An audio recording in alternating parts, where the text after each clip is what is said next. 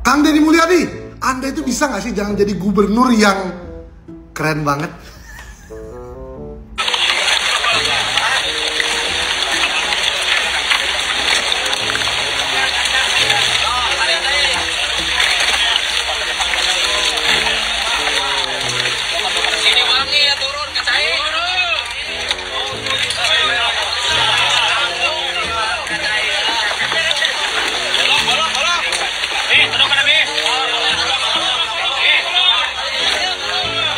Kang Deddy Mulyadi ngapain sih turun-turun ke sungai bantu masyarakat? Itu kan jorok, kotor itu, ngambil-ngambilin sampah. Tiru dong itu gubernur Jakarta sama wagubnya, ya kan, yang hanya turunin pasukan oranye, dianya mamanya mantau-mantau aja. Kang Deddy Mulyadi kenapa sih nggak pakai pelampung? Harusnya kan penjagaannya safety first. Kayak wakil gubernur Jakarta yang banjirnya seiprit pakai pelampung. Terus dia di atas perahu karet, nggak kena air lagi. Terus udah Kang Ded ya, jangan terlalu banyak prestasinya dong. Turun sama warga, bersihin sampah di sungai. Terus beberapa pariwisata di puncak dibongkar yang menyebabkan banjir dan menyalahi aturan. Terus juga menyegel beberapa villa yang menyebabkan banjir. Kok berani kali Kang Deddy ini ya. Sedangkan Wagub Jakarta aja nggak berani loh sama air, ketemu banjir aja naik perahu karet kayak mau main arum jeram. Padahal sama-sama baru menjabat loh, baru beberapa hari kerja.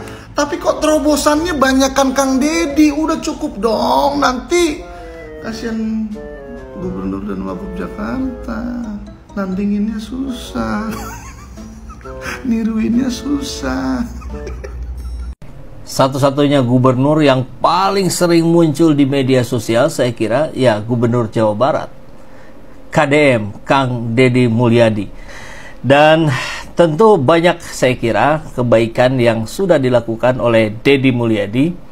Hanya pertanyaannya adalah apakah kebaikan itu sudah terorganisir?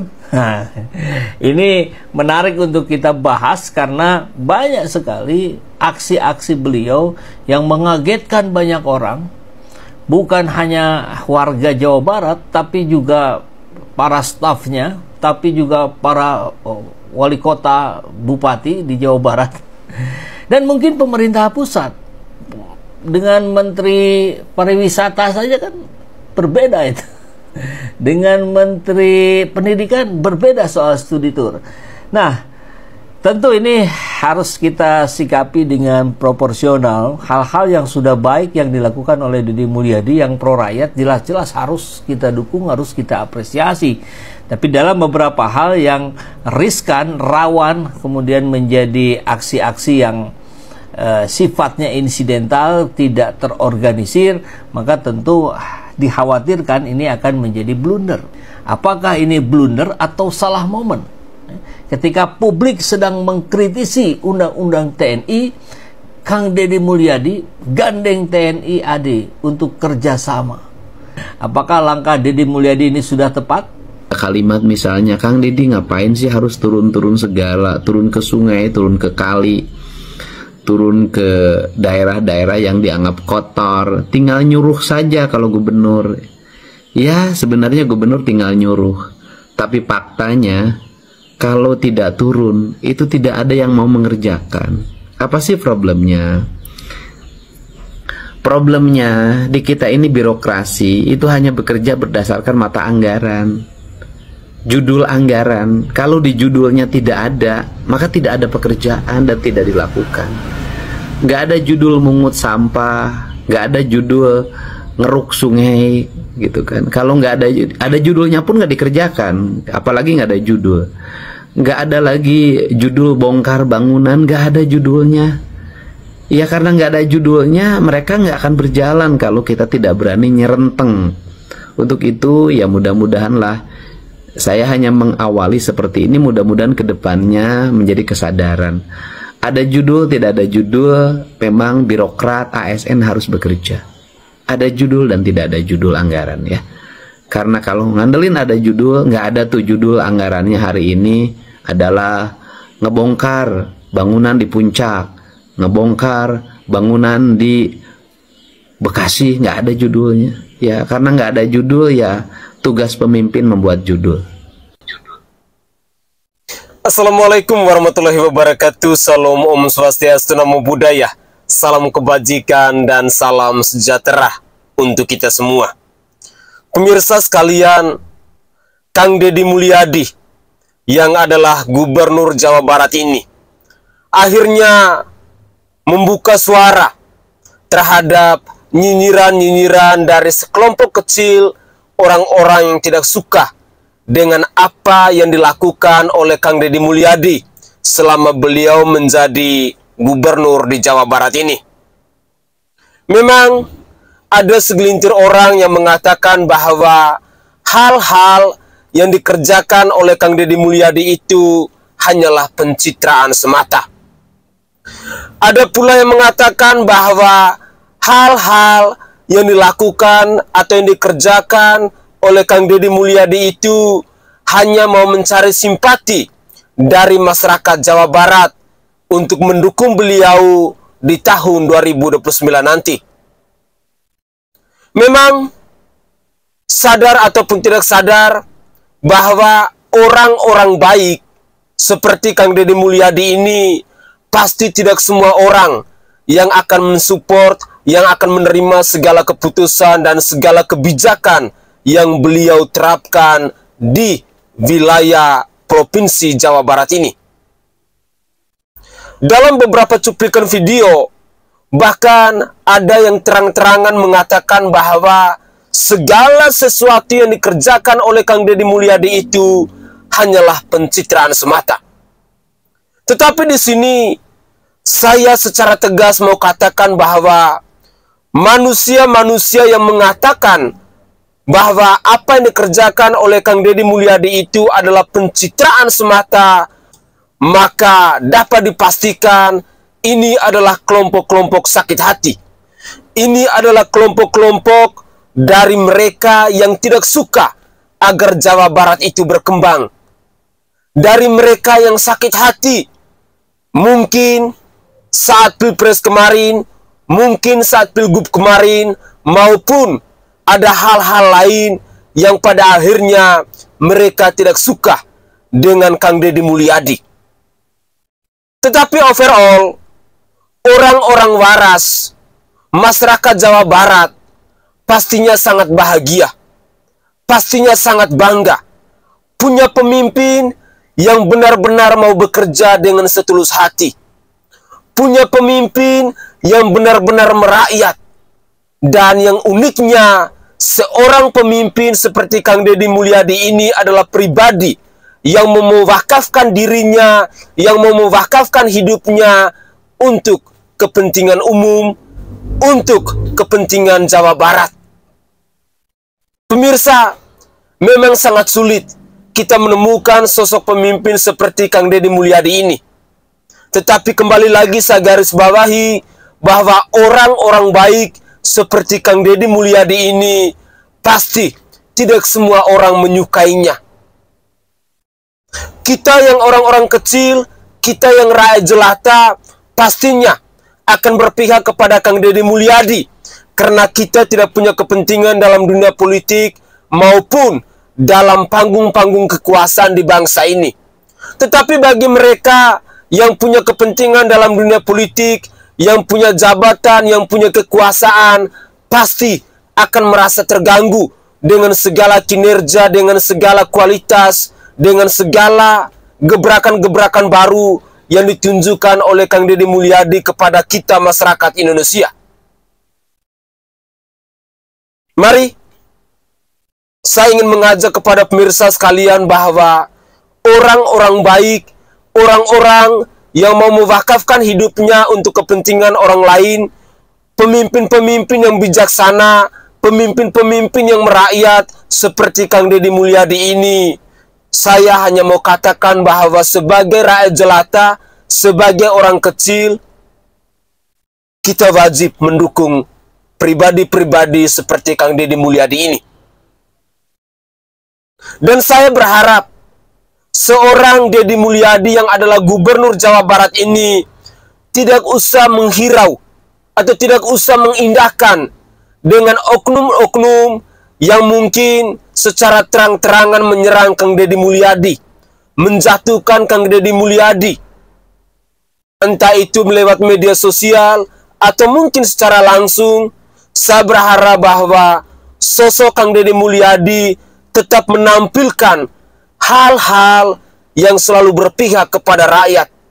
Segala keputusan dan segala kebijakan, harapan kami sebagai rakyat Indonesia tetaplah bijaksana.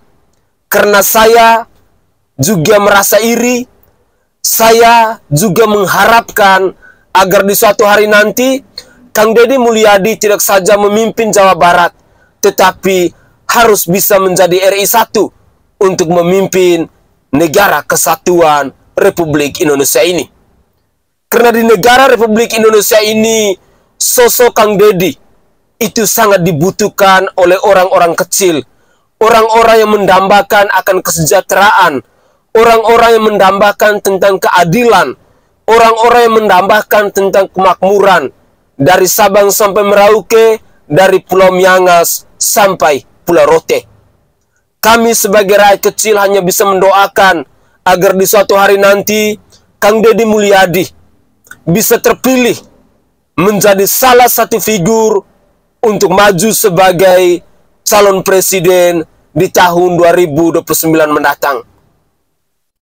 Mari, berikut ini saya masih mempersembahkan komentar-komentar dari netizen yang tentunya mereka sangat menyambut baik dengan segala gebrakan-gebrakan ataupun kebijakan-kebijakan yang dilakukan oleh Kang Deddy Mulyadi ini. Inilah cuplikan video selengkapnya.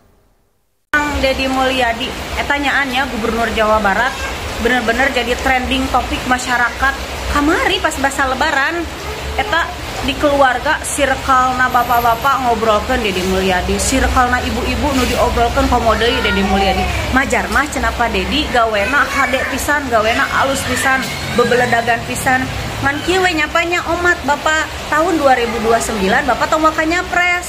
Bapak 2 periode heula Pak di Jawa Barat, rapihan heula Jawa Barat. Ketos di Jawa Barat 2 periode Bapak baru nyapres, dicoblos 100% yakin Pak nyoblos Bapak. Kepada yang terhormat Kasatpol PP Provinsi Jawa Barat agar mengkonsolidasikan dengan para Kasatpol PP kabupaten kota di seluruh Jawa Barat dengan Dinas Kebersihan di seluruh Provinsi Jawa Barat agar pemasangan baligo, spanduk yang sisa-sisa pemilu dan masih berantakan di mana-mana, termasuk pemasangan berbagai atribut di pohon-pohon untuk segera dibersihkan. Saya ingin melihat Jawa Barat dalam keadaan bersih, tertib dan indah, karena Jawa Barat adalah sepenggal tanah dari surga yang tercipta saat Tuhan tersenyum. Untuk itu, mohon semuanya bergerak pada masyarakat punya kesadaran. Saya ingin melihat jalan-jalan tidak lagi bertebaran spanduk baligo yang merusak estetika di pinggiran kota maupun di pusat kota, bahkan sampai desa-desa. Terima kasih pada para Kepala Satpol PP seluruh Provinsi Jawa Barat, para Kepala Dinas Kebersihan di seluruh Provinsi Jawa Barat, Kepala Dinas Lingkungan Hidup di seluruh Provinsi Jawa Barat. Mohon atensinya seluruh para pekerja lapangannya untuk melaksanakan tugas ini. Terima kasih.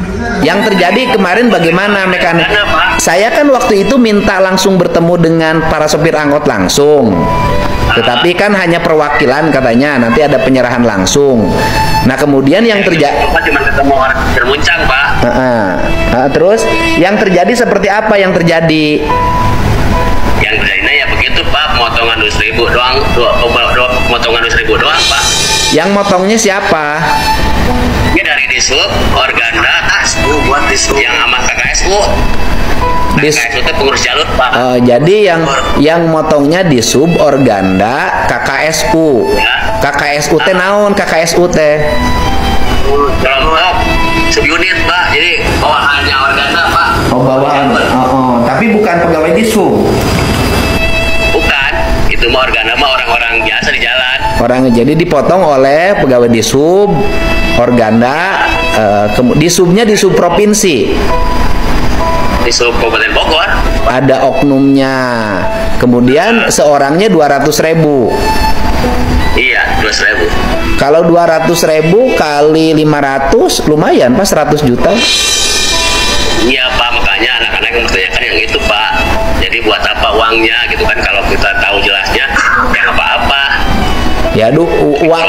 Nah itu penjelasannya uangnya dikemanain katanya. Nggak tahu Pak, kalau kita cuma dipinta aja 200.000 gitu. Bapak nyerahin? Nyerahin Pak semuanya. Saya aja komunitas ada 20. Nyerahin 4 juta ke KKSU dulu, kata KKSU buat disub, bahan organda, KKSU 3. Bapak tahu siapa yang KKSU yang nerimanya? Tahu Pak, bahkan ketuanya. Ketuanya KKSU siapa? Bapak ketua KKSU Bapak yang nerima uang itu? Pak Nandar. Pak Nandar. Berarti itu premanisme Pak? Iya, maksudnya ke situ Pak. Nah, nanti Bapak kalau kemudian saya proses, saya minta polisi nangkep orang-orang yang motonginnya, Bapak bersedia jadi saksi? Iya. Oh siap ya. Ya udah kalau saya aja Pak. ya udah pokoknya saya ya udah saya backup. Saya gubernur yang backup. Iya gitu. Ya kalau saya sih udah, saya mau minta proses ini, proses hukum aja Pak. Hei kalian warga Jawa Barat, kalian boleh berbangga ya, kalian boleh bersenang-senang karena kalian punya Bapak Aing. Tapi kami warga Bali akan menyusul. Kalian warga Jawa Barat boleh berbangga hati ya, boleh ya, boleh berbahagia kalian tuh karena punya Bapak Aing ya. Tapi kami warga-warga yang lain, warga Jawa Timur, Jawa Tengah, Jakarta, Bali pada khususnya,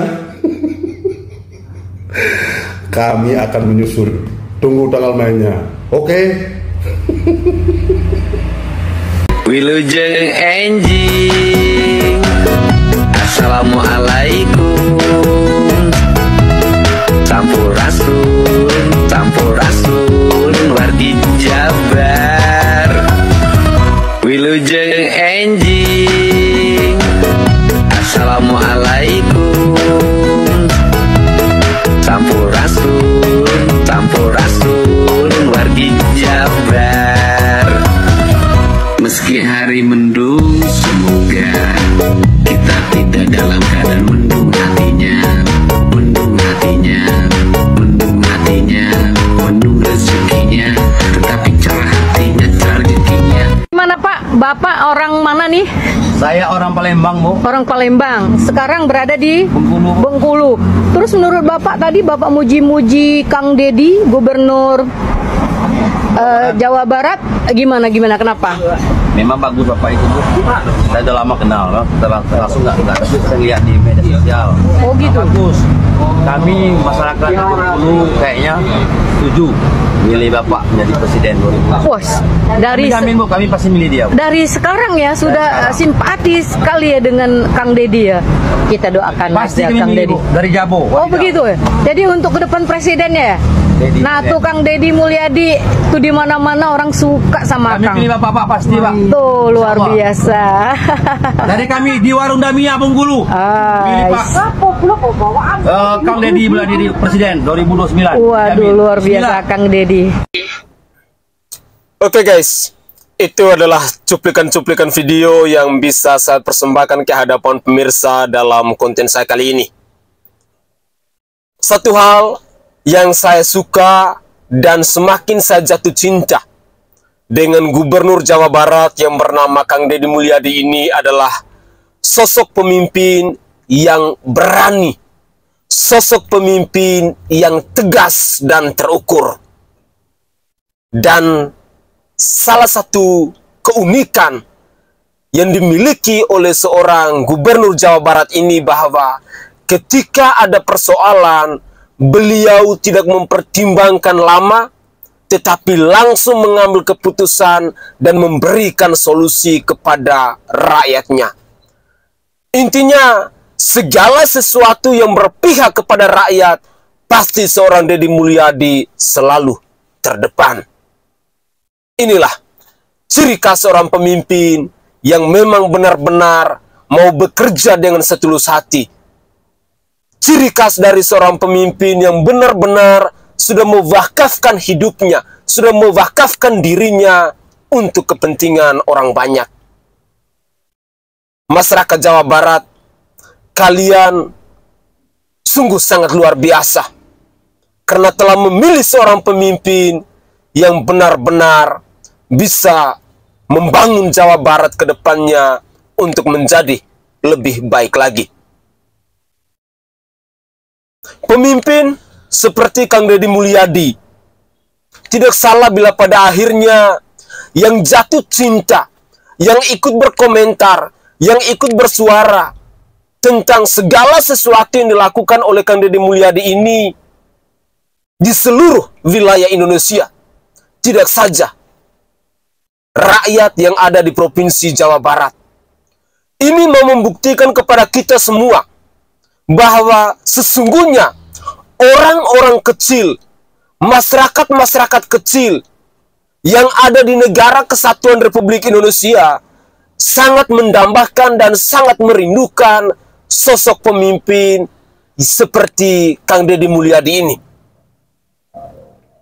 Percaya atau tidak percaya, mungkin di suatu hari nanti seorang Deddy Mulyadi yang adalah Gubernur Jawa Barat ini akan menjadi orang penting di Negara Kesatuan Republik Indonesia ini. Pada poin yang kedua, dalam beberapa cuplikan video saya, ada segelintir orang yang berkomentar, yang mengatakan bahwa saya ini dibayar oleh Kang Deddy Mulyadi, saya ini adalah buzzernya Kang Deddy Mulyadi, saya adalah pribadi yang sudah ditunjuk oleh timnya Kang Deddy Mulyadi untuk membesar-besarkan nama beliau, untuk memviralkan nama dari Kang Deddy Mulyadi agar semakin dikenal di Negara Kesatuan Republik Indonesia ini. Ketika saya membaca, saya hanya bisa tertawa. Saya tertawa dalam penilaian saya bahwa inilah ciri khas dari orang-orang yang logika akal sehatnya mungkin sudah mati, yang mungkin pikirannya sudah waras, ataukah beliau ada dendam tersendiri dengan Kang Deddy Mulyadi ini. Karena bagi saya, sosok Kang Deddy Mulyadi yang sudah mewakafkan dirinya untuk memajukan Jawa Barat, saya sebagai orang timur Indonesia saja mendambakan pemimpin seperti Kang Deddy Mulyadi ini. Jujur, di Provinsi Nusa Tenggara Timur yang luas seperti ini, kalau dipimpin oleh pemimpin seperti Kang Deddy Mulyadi itu, saya sangat yakin dan percaya Provinsi Nusa Tenggara Timur pasti akan menjadi provinsi yang maju. Tidak ada lagi kita mendengar kalimat yang mengatakan bahwa Provinsi Nusa Tenggara Timur merupakan provinsi yang tertinggal di Negara Kesatuan Republik Indonesia ini. Hal yang paling pertama yang saya kagumi, kenapa saya katakan bahwa Kang Deddy Mulyadi itu kalau menjadi gubernur di Provinsi Nusa Tenggara Timur 99,99%, saya mau katakan bahwa NTT pasti maju.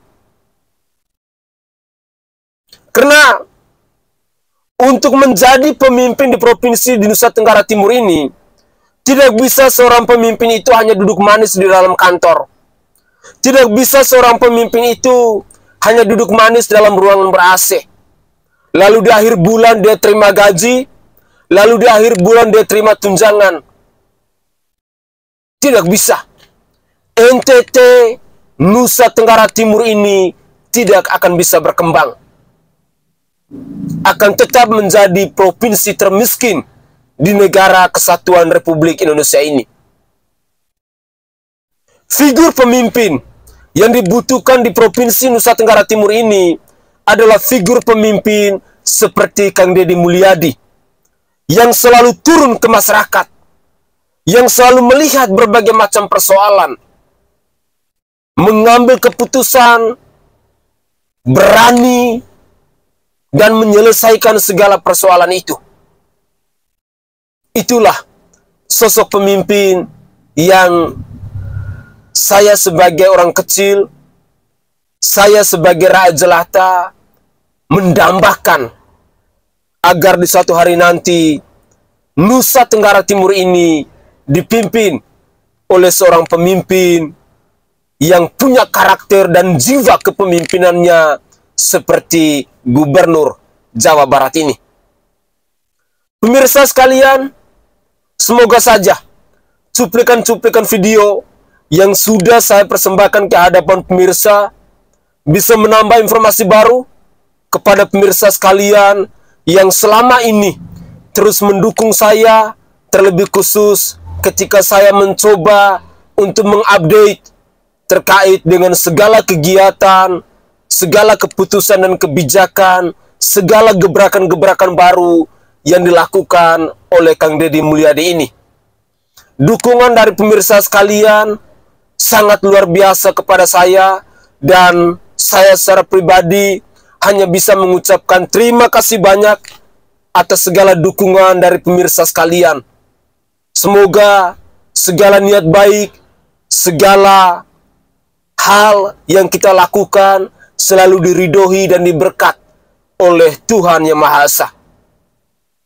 Mari, saya tak pernah bosan-bosan untuk selalu mengajak kepada pemirsa sekalian bahwa orang-orang baik seperti Kang Deddy Mulyadi ini wajib kita support, wajib kita berikan dukungan, karena pribadi seperti Kang Deddy Mulyadi ini adalah pribadi yang benar-benar dititipkan Tuhan untuk membangun bangsa dan negara ini.